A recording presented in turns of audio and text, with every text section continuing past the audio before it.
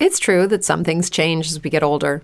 But if you're a woman over 40 and you're dealing with insomnia, brain fog, moodiness, and weight gain, you don't have to accept it as just another part of aging. And with MIDI Health, you can get help and stop pushing through it alone. The experts at MIDI understand that all these symptoms can be connected to the hormonal changes that happen around menopause. And MIDI can help you feel more like yourself again. Many healthcare providers aren't trained to treat or even recognize menopause symptoms. MIDI clinicians are menopause experts. They're dedicated to providing safe, effective, FDA-approved solutions for dozens of hormonal symptoms, not just hot flashes. Most importantly, they're covered by insurance. 91% of MIDI patients get relief from symptoms within just 2 months. You deserve to feel great. Book your virtual visit today at joinmidi.com. That's joinmidi.com. Dear old work platform, it's not you, it's us. Actually, it is you. Endless onboarding? Constant IT bottlenecks? We've had enough. We need a platform that just gets us. And to be honest, we've met someone new. They're called Monday.com, and it was love at first onboarding. Their beautiful dashboards, their customizable workflows got us floating on a digital Cloud 9. So no hard feelings, but we're moving on. Monday.com, the first work platform you'll love to use. All right, so we're back with serial killer whisperer Laura Brand, and we have on again serial killer X for this episode. Laura, so X, how are you? What's going on? How are you too? Love the show. I just got my paper from the lawyer about my resentencing trial, so we will see how that goes. That's wow, exciting. I'm sure you're all excited to hear that. Under 1172.6. What does that mean for you, resentencing? Well, in my case, they never found a body. They only found part of a head. And they changed the definition of murder. And what happened is in California, a person was taking his wife to kill her. She jumped out of the car and killed herself. But the court said, and the way the prosecutor said, he was guilty of first-degree murder. The Supreme Court said, no, she committed suicide. You aided her. And so they changed the definition of murder. This is about 2 years ago in California. And in my case, it was a theory murder, because on my particular, this particular murder that I'm in here for, I wasn't arrested till 14 years later. This happened in 91. I wasn't arrested and indicted till 2004, tried in 2007. So they didn't even know. They speculated, and you can't speculate. You know, and that's the whole basis of the resentencing. Okay. So, never had any no DNA, no body, or no witnesses.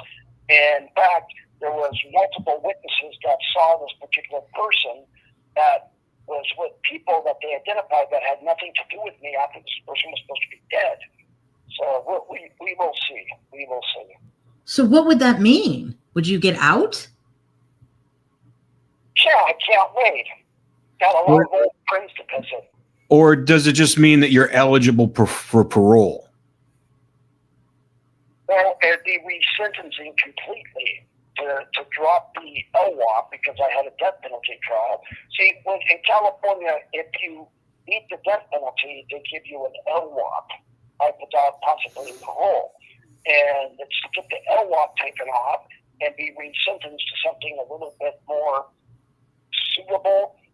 You know, my lawyer said this shouldn't have been anything more than a simple manslaughter.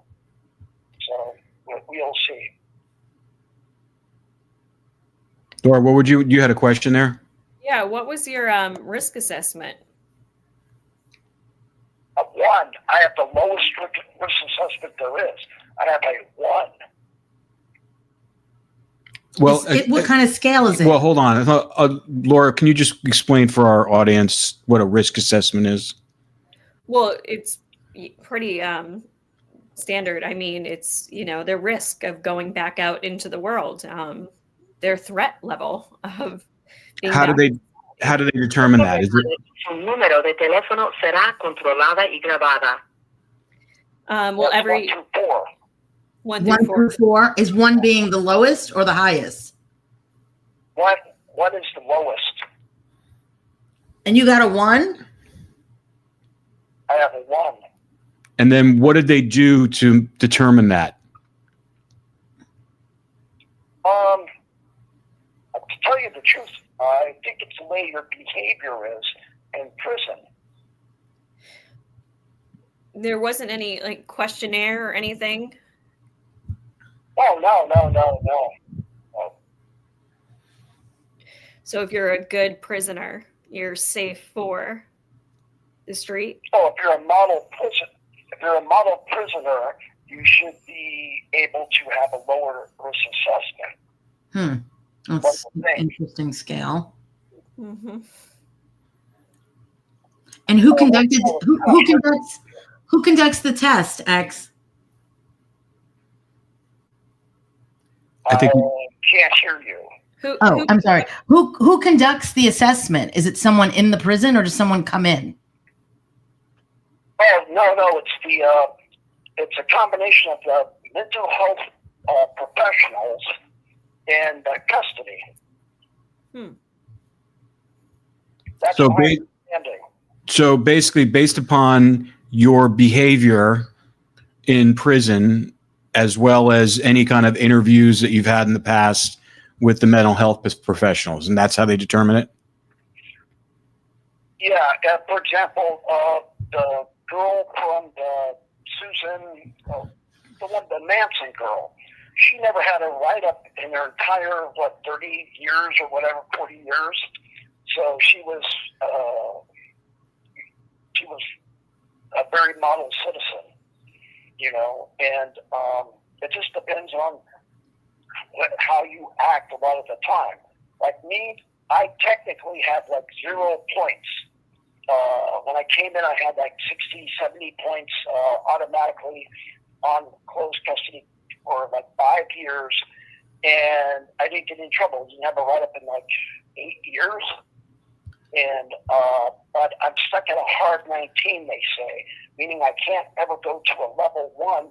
I can petition after 7 years without a write-up to go to a level 1. But a level 1 still has to have an electric fence around it. And the problem is the lower you get in the California system, it seems like the worst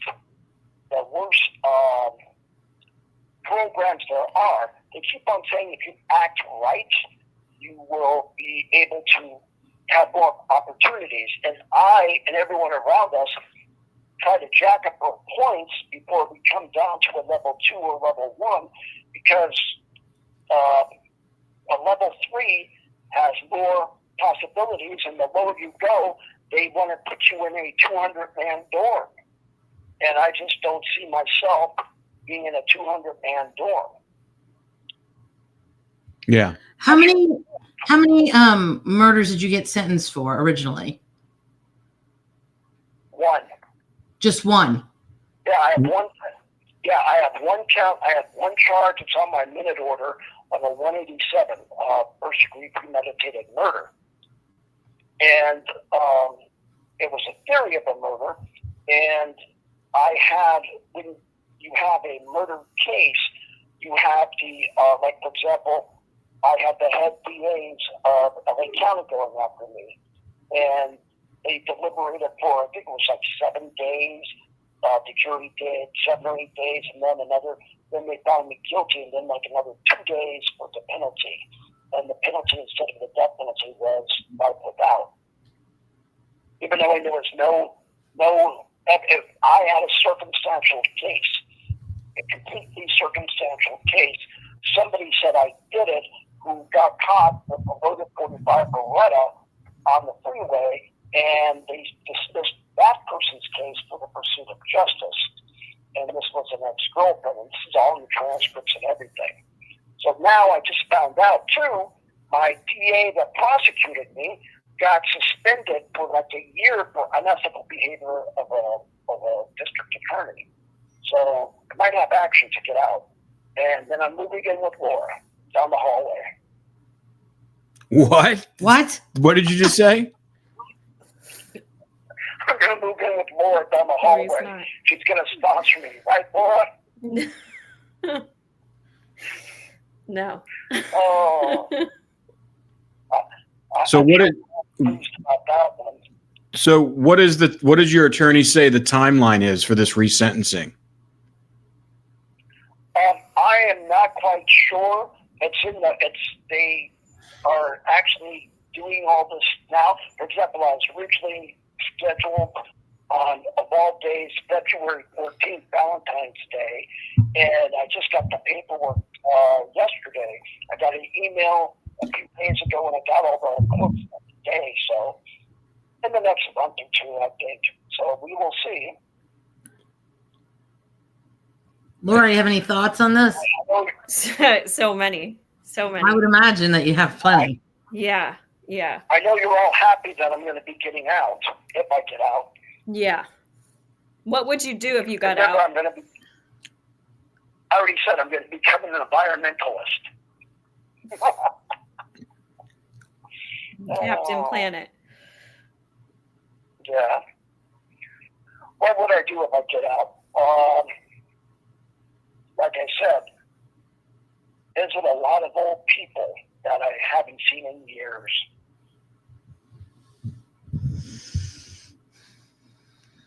I can't remember. Do you have any family on the outside that you're in contact with? My family's pretty much all gone now. And how old are you right now again? Just turned 61. Okay. Still young. Yeah. Would you go back to Los Angeles? Hell yeah. I'm going back to Hollywood. Mm-hmm. How would you support yourself? I do have skills.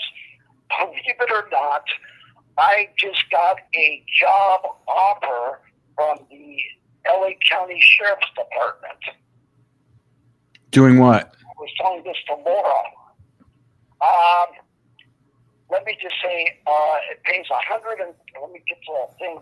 It's $113,742.50 a year, starting salary plus benefits as a helicopter mechanic. Another aircraft mechanic. Mm-hmm. So go ahead. Pardon me?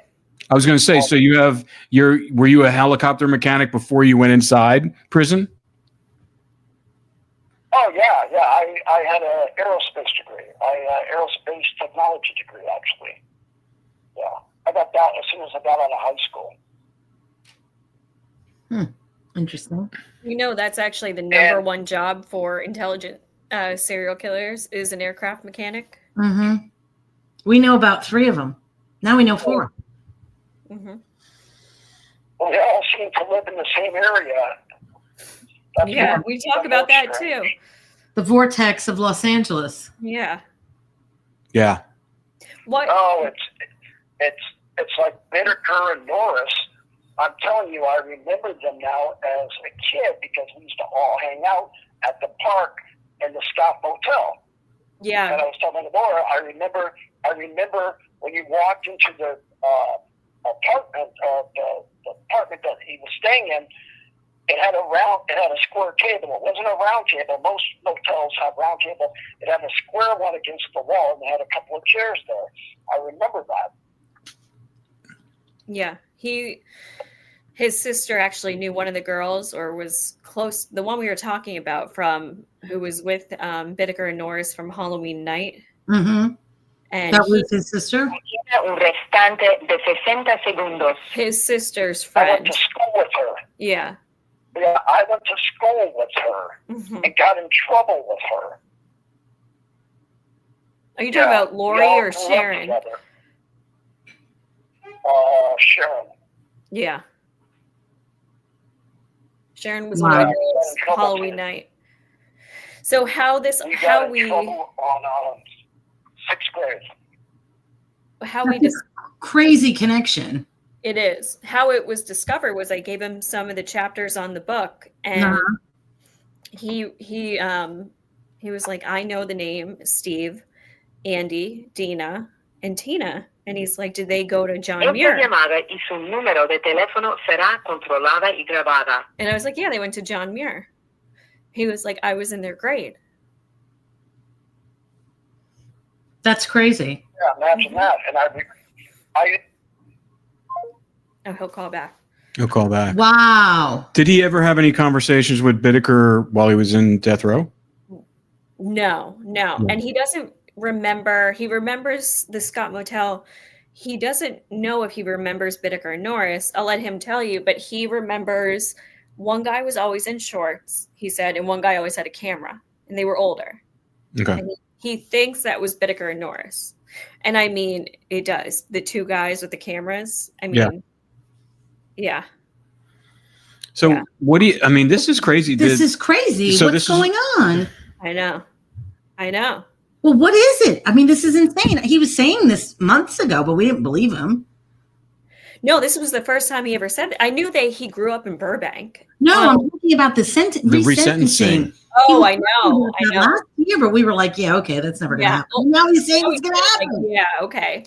But then again, I did say that too about like, the dismantling of death row. I was like, it's never going to happen. Like they're not going to move him off of death row. And then. But wait a minute. I know he was only convicted of one, but how many others are there, Laura? A lot more. Right. A lot more. Yeah. And he even said that if he got let out, that he would do this again. Yeah. But he has a 1. I don't understand how he has a 1. How do they come up with this scale? Well, it doesn't sound very scientific. No. And this is exactly why I did the questionnaire. This is exactly why, because I was like, you know what? We need a scale so they can't, bullshit, the professionals in the prison. Right. Which Where is he? He's in Vacaville. Oh my God, that's so not far. Vacaville. Yeah, we were talking. So tell them, I said, you don't know if you really remember Bittaker and Norris, but you remember the two guys. I'll let you explain it, what you remember. The two guys, see, at that particular park during the summer and all that type of stuff, there was always the two guys. One was in shorts, and they had the cameras, and they were always talking to the girls because there's a big pool there. And what happened is, in the middle of this park, there was a log cabin. And when I would go from my house down to the arcade or down to there's this place called Big Don's. It was a kind of like a hamburger stand. We used to always get the onion rings there. They were really good. We would have to walk through the park, and all the burnouts and all that coaches and stoners, we didn't get along. So, but all the burnouts would be hanging out there, and you would know these people from school. It's like, hey, what's up, blah, blah, blah, and drinking beer, smoking joint, whatever it is. And those people were there. And I remember going back to the Scott's Motel, and I was telling Laura, I remember the girl that used to always be hanging out in front of the hotel there at the phone booth, because I used to be in my grade, because back then they didn't have the three-way, and back then you could put in a quarter at that particular dime, actually, and you could go for a long, long time and talk on the phone. And I remember all those people and partying with all those people, because there was 2 classes in my high school. The higher up on the hill you lived, the more you were considered a soch. And the lower class were by the freeway, by the Scott Motel room, and those were like the burnouts. But we used to all go to the park together. We used to all go to the arcade together. And I remember them. I'm telling you. And it's kind of odd, though, that we all ended up working at the same. Eventually, I got older. We ended up working at the same place at the airport. Yeah, he's talking about McCambridge Park, where they picked up Dina, where they approached the model scout. Yeah. And that phone booth you're talking about, that's in detail. It's not in it'll be in one of the later books. But yeah, Bittaker used to go there was a phone booth right outside the motel, and he used to go eavesdrop on a lot of the conversations the girls were having on the phone. So you were aware of what happened at, with Bittaker and that those, or were you not? Like, that about him and Norris. Llamada y su número de teléfono será controlada y grabada. No, at the time, I didn't know, and at the time, no one else knew. But what was happening was, that they were getting the girls stoned and they were having sex with them. And then it's just one question of another is, hey, this is the way you actually do it. You give someone drugs and, like, say, for example, I can't admit to anything because, of course, I never did anything wrong. But if you wanted to get somebody or get somebody friends, what you simply do is you give them drugs or money for something. Then once they find out that it's okay and you're legitimate, you do it again. And then you might do it a third or fourth time, and then you say, hey, do you have a friend?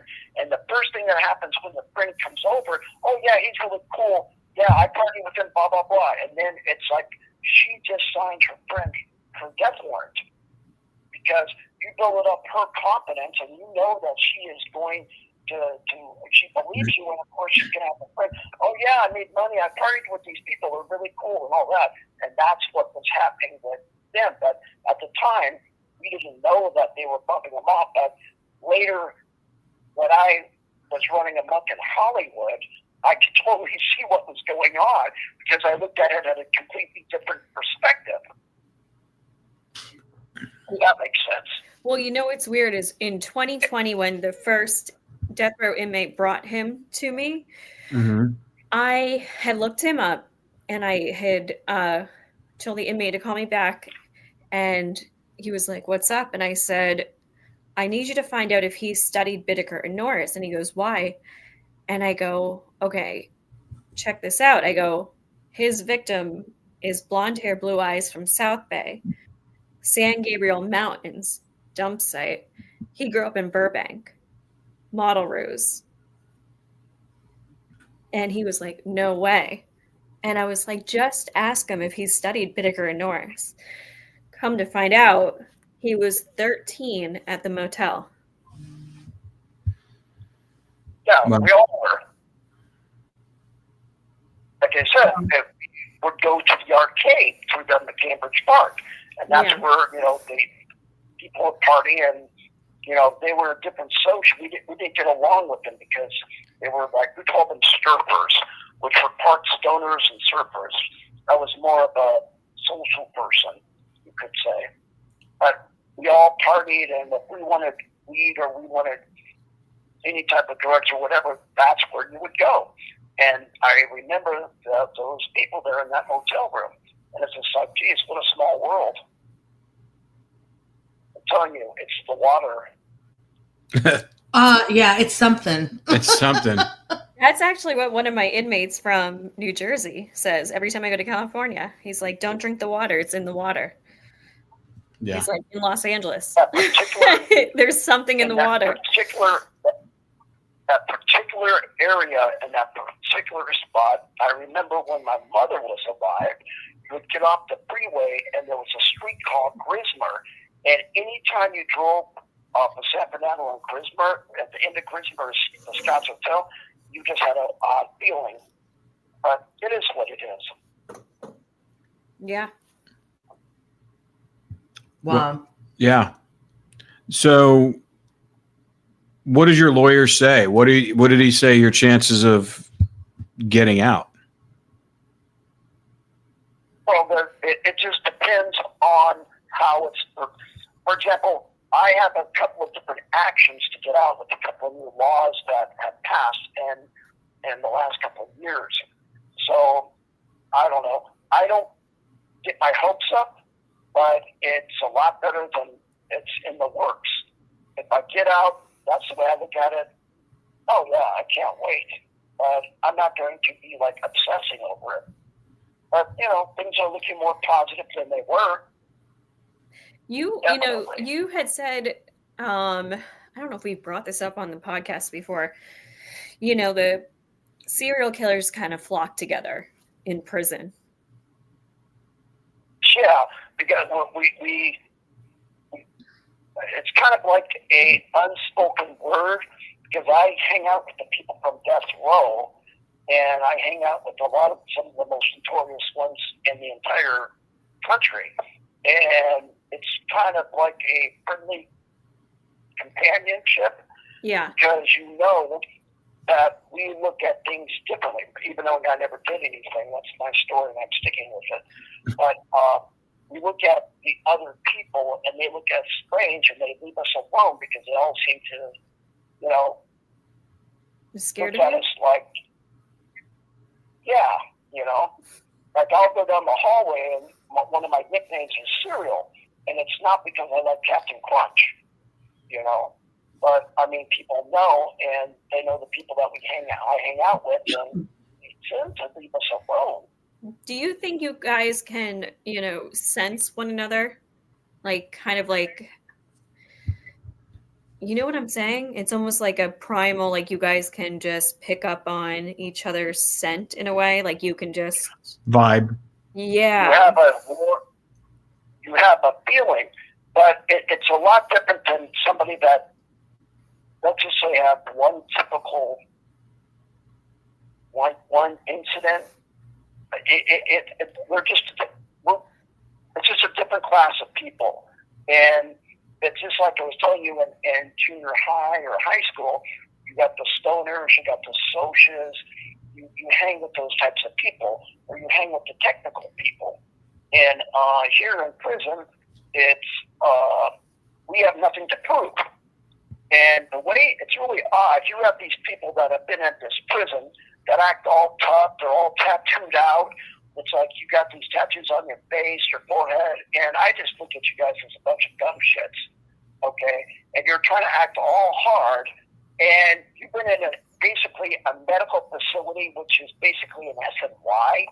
I'm here with medical prisons, but you've been here for like 10, 12 years, and you're talking like like you're this badass. It's like, dude, you couldn't even come close to any of us. First of all, everyone I know that is in, let's just say, for example, someone that does cartoon drawings, you know who I'm talking about, Laura. Yeah, we know that guy. Yeah.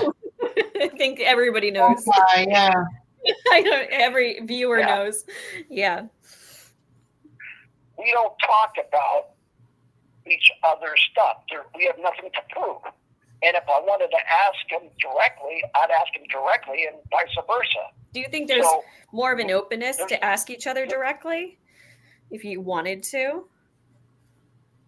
But we have the same viewpoints about certain things, which is like really amazing. And then you get to see, like, on this particular person, well, the one I'm talking about, there's no way he was the alpha. There's no way. I'm telling you, I hang out with this person and I'll see him every day, and it's like hugs and kisses, it's like, hey, not hugs and kisses, but it's like patting each other in the back, hey, good to see you. There's no way that this person could have done stuff on his own. So that's what I'm saying. I know exactly. It takes somebody, when you're working in a partnership like that, mm-hmm. To be the alpha and a follower. Okay, and yeah. It's just like let's just say, if I ever had a girlfriend that was running amok like me, there's no way she would have been able to do anything unless I would have been there or showed her how. Does that make sense? Yeah, it makes sense. I have a question for you. The things that you said that you guys talk about, that you have similar thoughts about. Can you give us like an example of something that you guys would have a similar thought about? That would make you that create a comradeship. Yeah, well, when it comes to like cases and people trying to come up to us and ask us and defend us, it's like it's really where people will come up to us and, hey, how you doing? Do you need anything? Blah blah blah. And I think it's like infatuation, And I think a lot of it's like, oh yeah, I can, I know this person, and they're going to go tell their family I knew this person. And when it comes to like females or certain things, there's certain comments that we might both say, that it's like I can relate to what he's saying more than I think the average person, because I kind of agree, It's like the survival of the fittest. It's like when someone says you're a dumb bitch, we really mean it's like saving the planet from the stupid people. It's like, well, come on, man, Esta llamada y su número de teléfono será controlada y grabada. It's like you're that stupid. It's like you deserve what you get if you really, it's just like I was telling you how to like groom somebody in the sense where it's like, oh yeah, you keep on giving them dope, you keep on giving them money, and then like the third or fourth time, the only thing that's going to happen is you're going to get that person, your friend, wasted with you, okay? And it is what it is.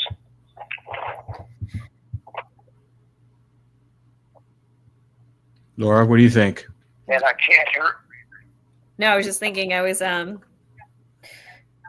just thinking about Le queda un restante de 60 segundos. your comment about killing off the stupid people. When No, you have no idea. You have no idea. Okay, let me give you. Can I give you guys some examples? Absolutely. I think you might find this very interesting. Okay, and I think I touched on it before with you, but as you know, I ran escort services for years, like a decade or so in Hollywood, 10, 12 years. And you would get these people that didn't know who I was, nothing. I'm in a motel room, and I had numerous fake IDs and numerous different identifications, names I'd go by, cars or whatever it was. And these people would be in a motel room, and these are people think because a girl is trying to get a job as an escort, or she might need some money. We lost him. They'll call back. You guys see what I mean when I like try to explain it? It's like they think of themselves as like a higher. Yeah. Oh yeah. It's the narcissistic aspect of this. It's like That's they're Yeah. higher intelligence. They're smarter than everybody. They're a special group of people. That's why the only way I can describe it, because I see it firsthand in the prison, is like a Mean Girls clique. Yeah. It's like they really think they are just like better than all the inmates and all the killers. And if you have one body, you don't sit with us. You can't sit with us. Yeah. Yeah. Well, it's interesting because according to him, he only has one. Well, I mean, charged. Charged for one. Yeah. Yeah. Yeah. Ask him if he's had one. He'll. Yeah, I know. I'm not going to say that. I mean, just we already know. Yeah. But I just think the correlations. Not only was he with Bittaker and Norris, but Did he know Douglas Clark? Okay. No, you never met, or did you? You never met Douglas Clark, did you? No, because he died right before the transfer. Mm. Mm-hmm. Dear old work platform, it's not you, it's us. Actually, it is you. Endless onboarding? Constant IT bottlenecks? We've had enough. We need a platform that just gets us. And to be honest, we've met someone new. They're called Monday.com, and it was love at first onboarding.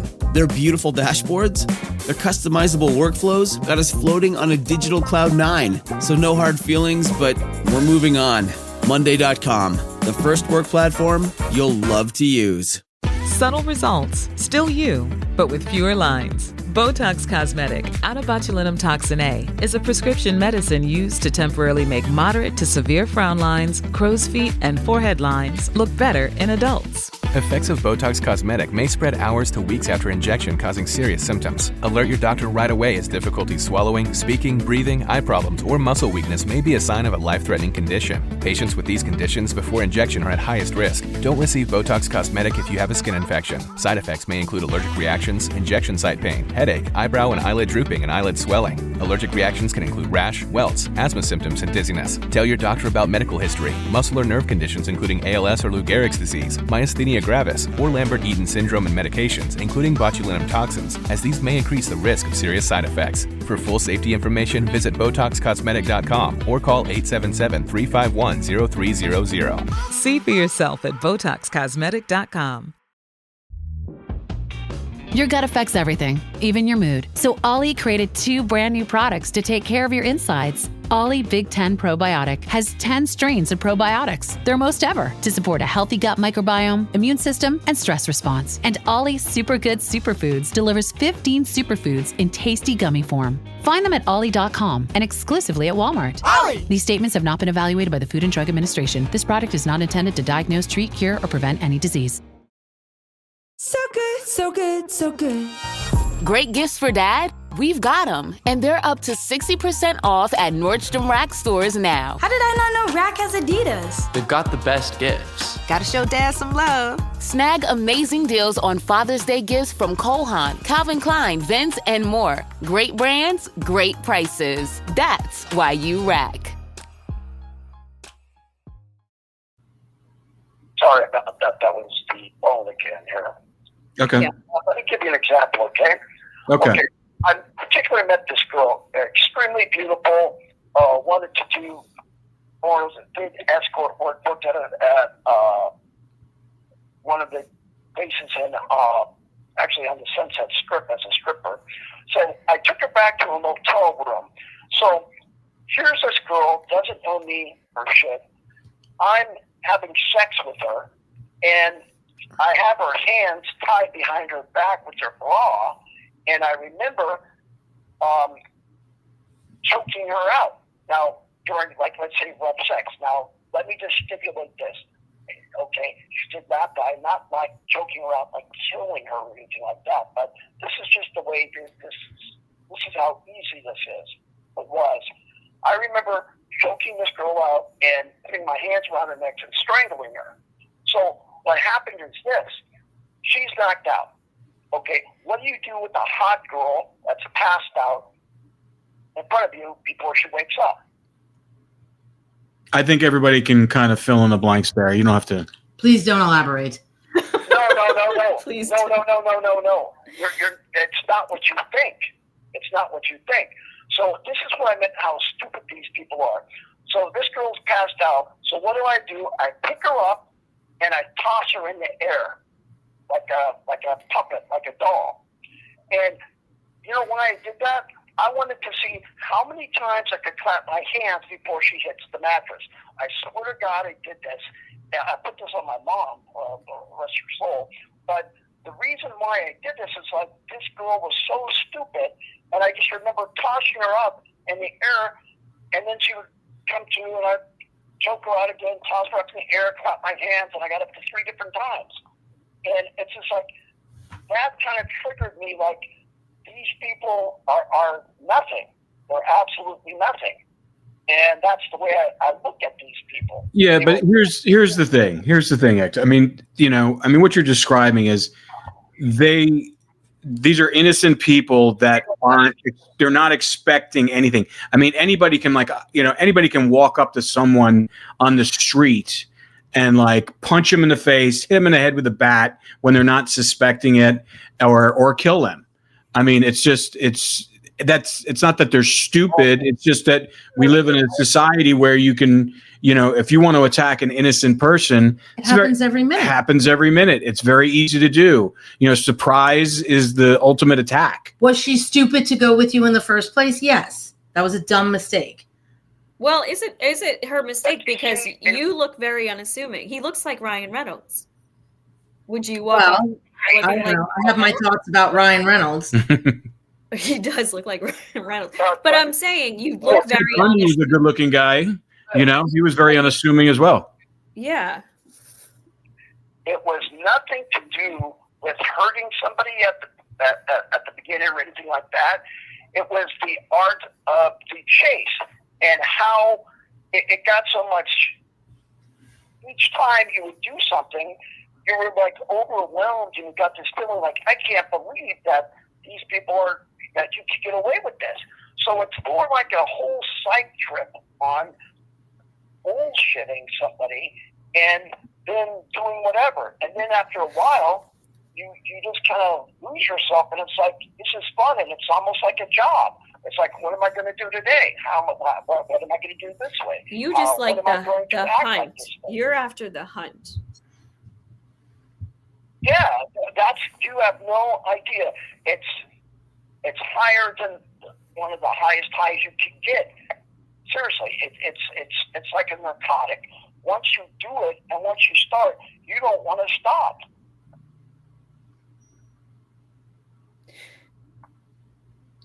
There's way to channel the hunt, though.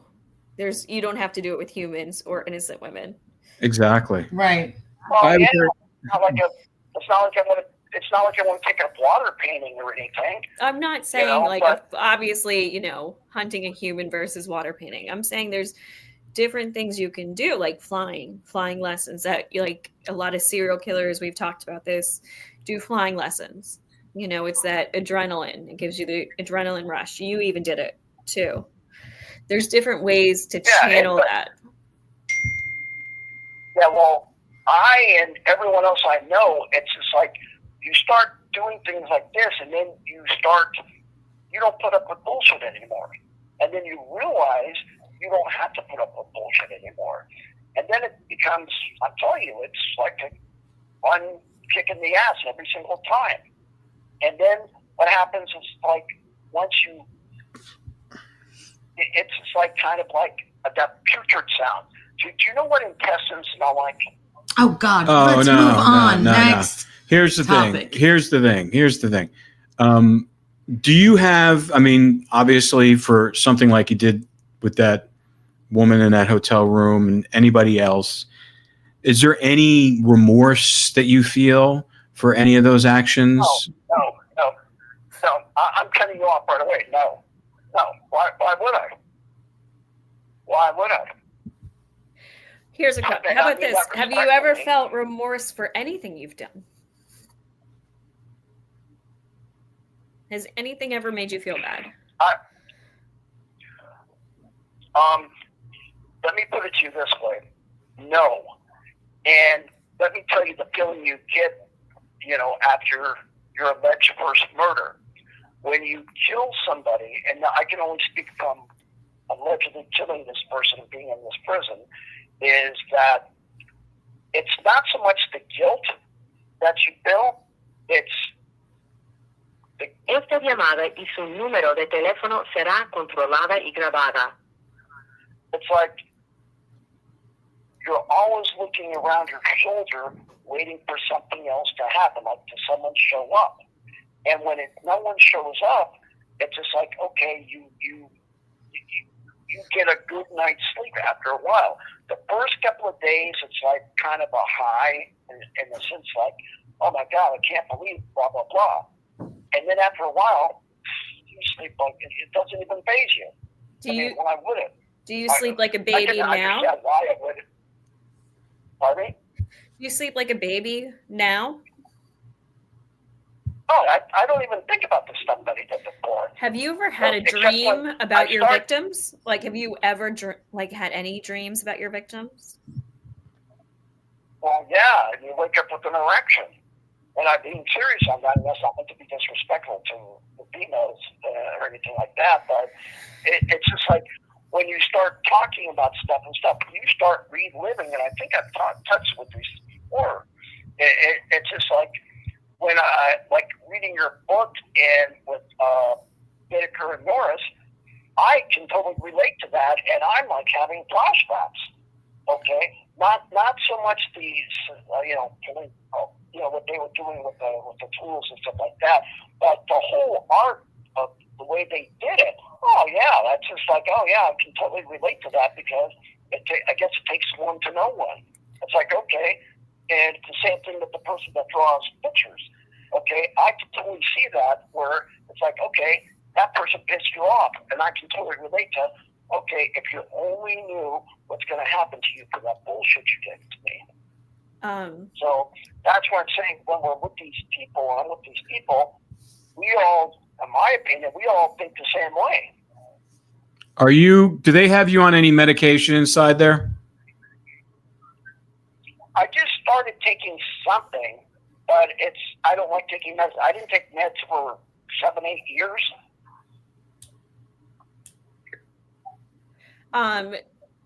X, when you feel like homicidal urges now, what do you do to cope? I have flashbacks and I fantasize like all the time. Like most of the time when I'm not doing stuff, it's running through my mind all the time. Do you do anything other than, fantasize to kind of, quell it, kind of simmer it in a way instead of like fueling it? Well, what I do personally is visualization techniques where I will redo something at a bunch of different angles with one particular person and kind of add this and that in my mind and have different outcomes. Because when you relive an experience, after a while, the experience... Esta llamada y su número de teléfono será controlada y grabada. At least with me, I remember when it's like, you can have PTSD from a murder, right? Yeah. Okay, the person that commits the murder can have PTSD from that particular murder. You know that too, right? Correct. Yeah. Yeah, because at the very beginning, I remember allegedly, let's just say if I did kill somebody, that I would have flashbacks of certain sounds when you move a body and a body makes a certain sound, or you're looking up inside somebody, or when you're dissecting them, and the way blood smells, or like I was trying to say, it's a putrid smell, you relive that and you kind of feel bad, but after a while it doesn't faze you.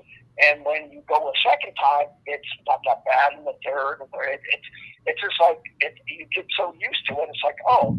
And then after about the third time, you know how they said like the third date?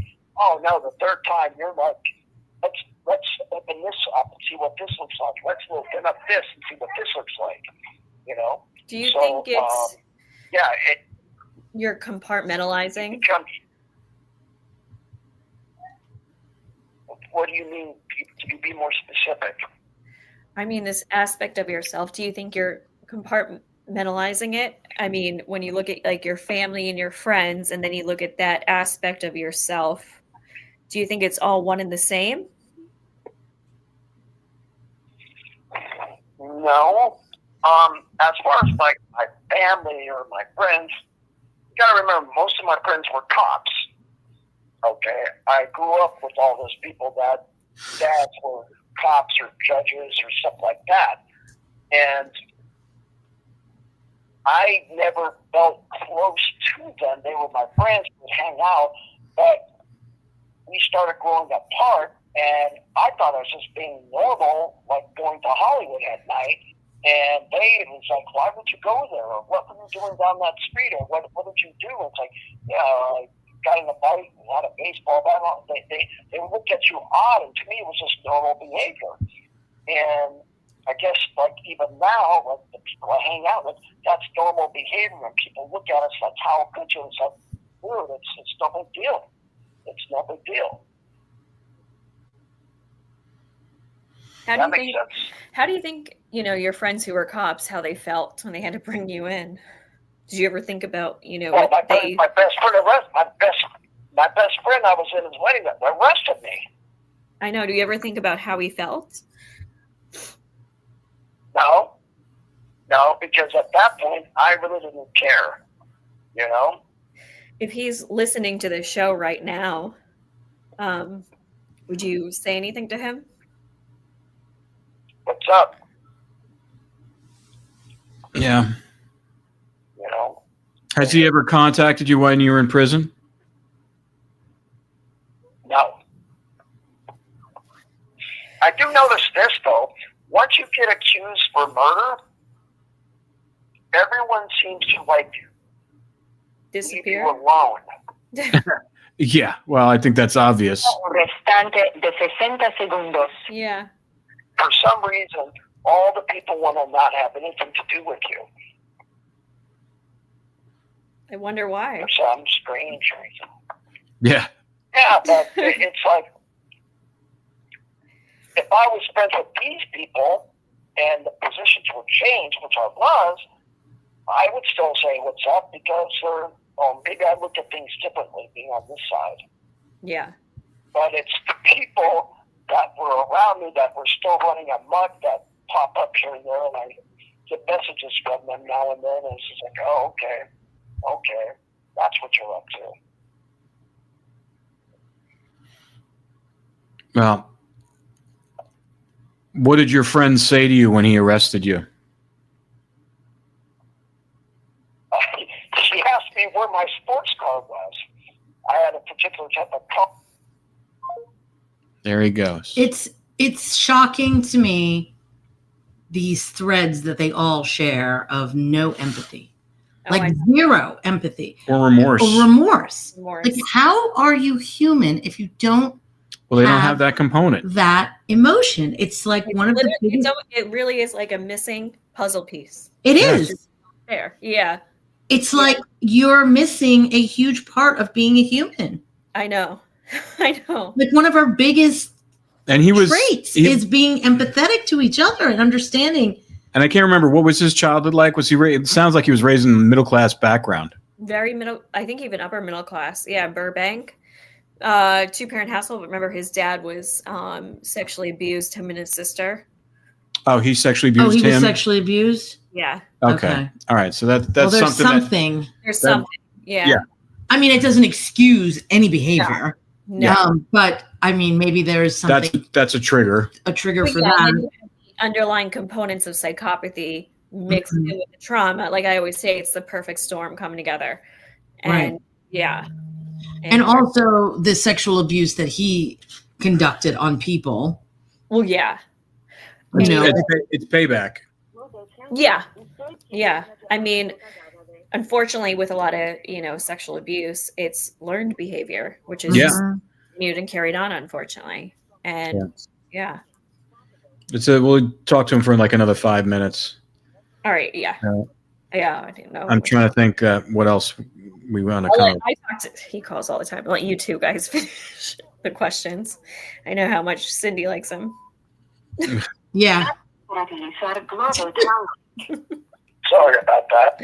That's all right. I just got one of those things saying I'll be disconnected in a minute. So that's fine. We only have another 5 minutes, but I just want to talk to. I finished up my question. What did your friend say to you when he arrested you?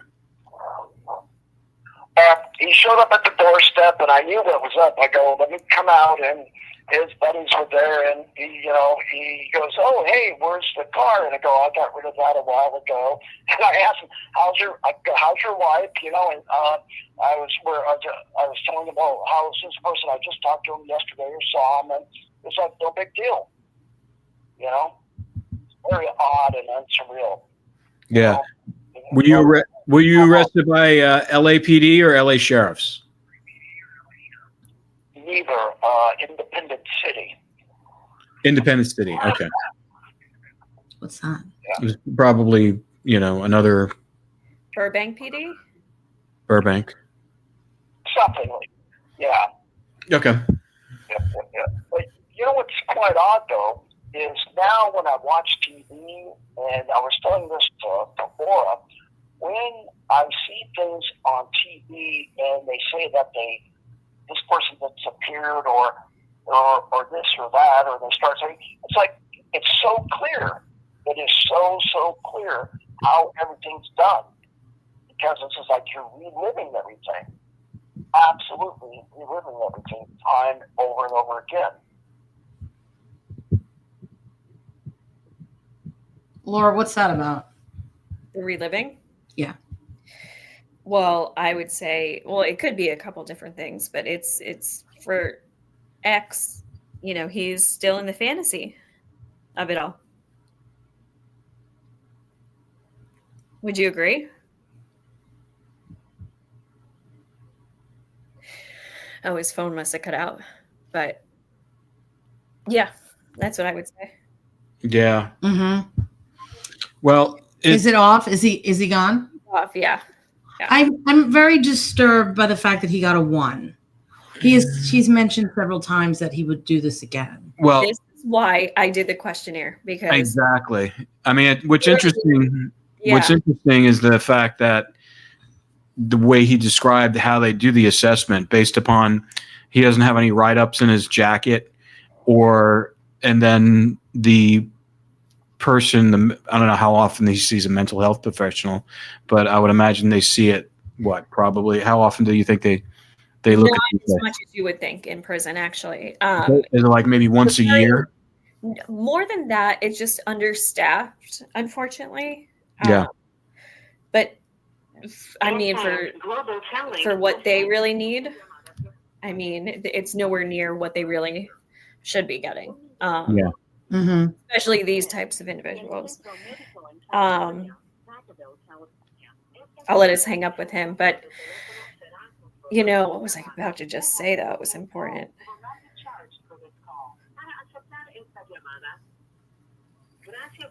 I'll just say, hold on, it doesn't matter.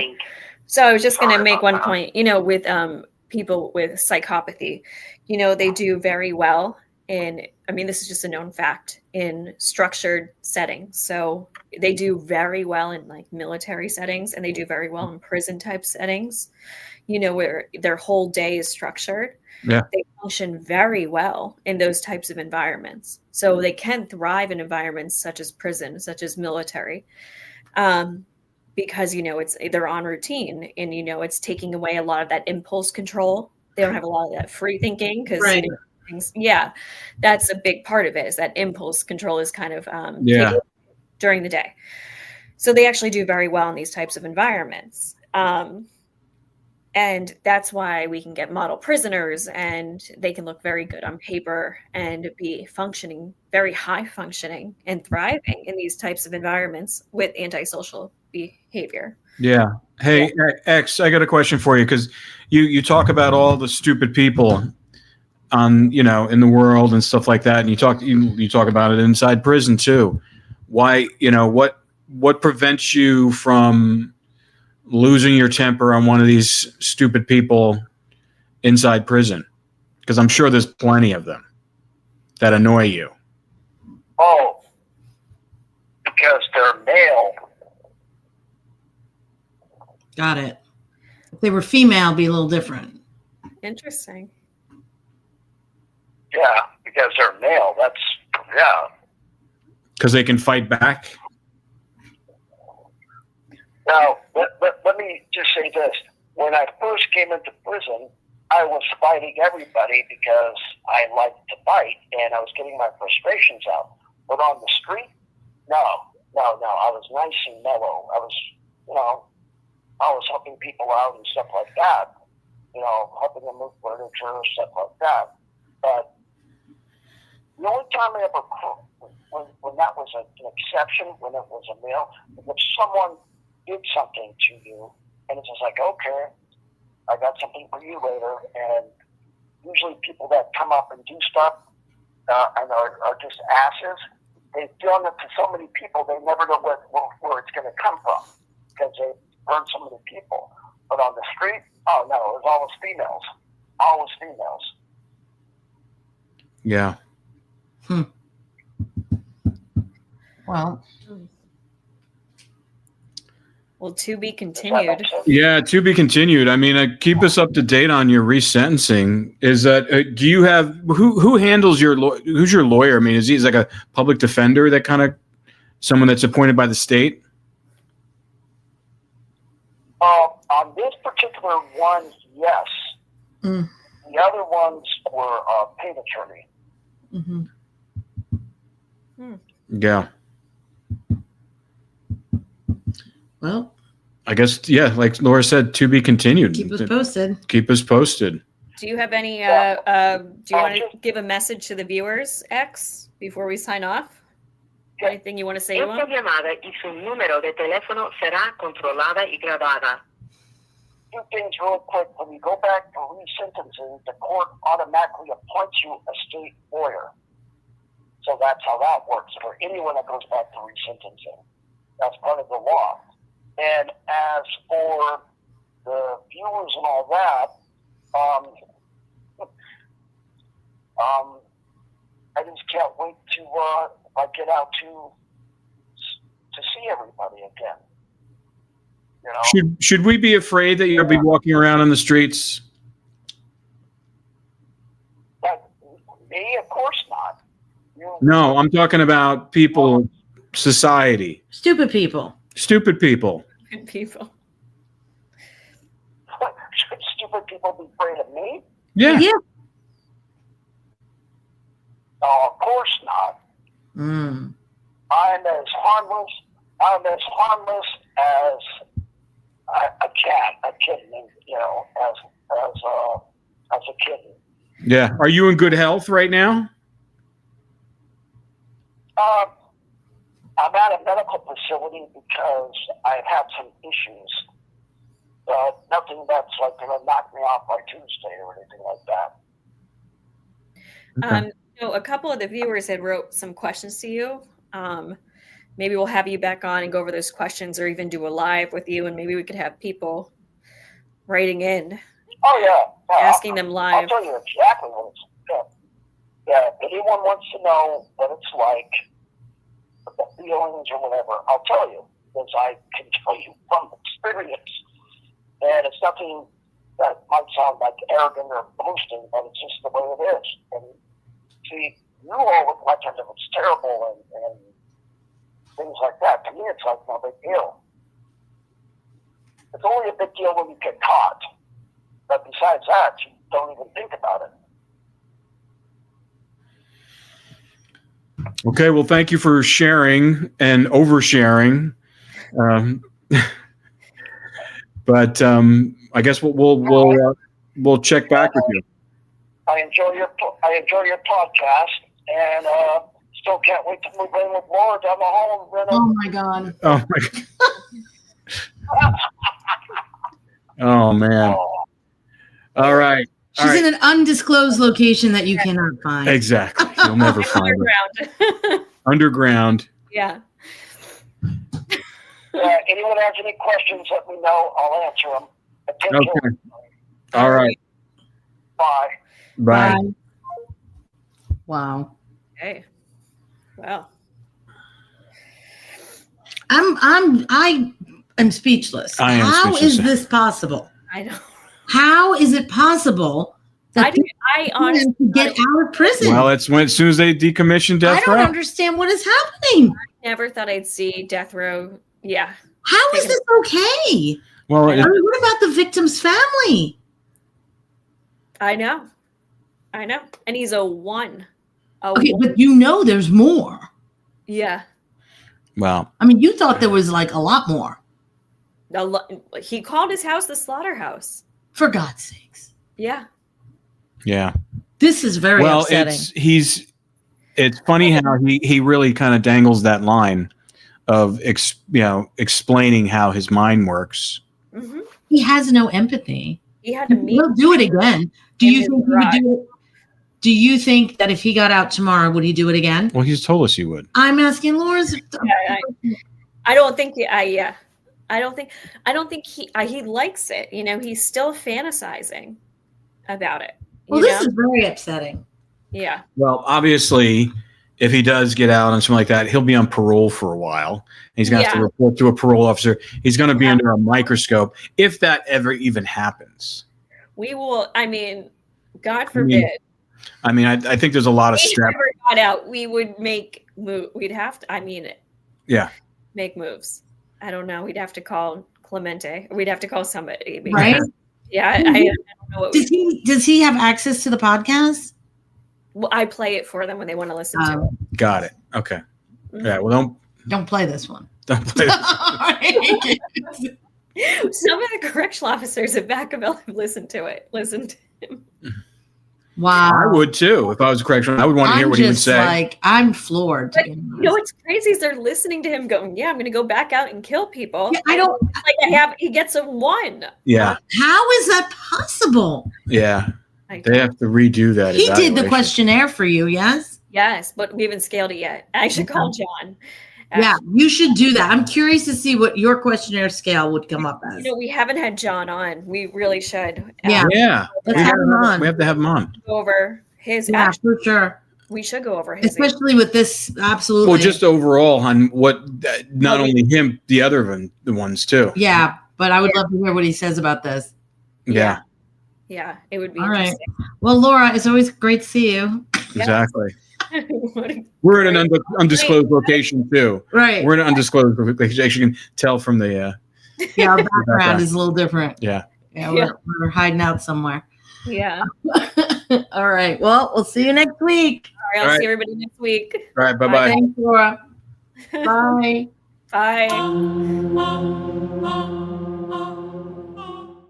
Men, if you're ready to reclaim your edge, listen up. I used to be held back by constant bathroom trips, with multiple wake-ups during my sleep and looking for restrooms whenever I was out. Then I discovered Better Man. After just 2 months, I started experiencing fewer trips to the bathroom, less urge to go, and I even slept through some nights. I feel a noticeable boost in my overall well-being, even sexual stamina. It gives me the freedom and confidence to live life on my terms. Better Man is clinically tested and trusted by thousands of men over 25 years. Ready to take back control? Go to BeBetterNow.com to order your supply today. That's BeBetterNow.com. These statements have not been evaluated by the FDA. This product is not intended to diagnose, treat, cure, or prevent any disease. Use as directed. Individual results may vary.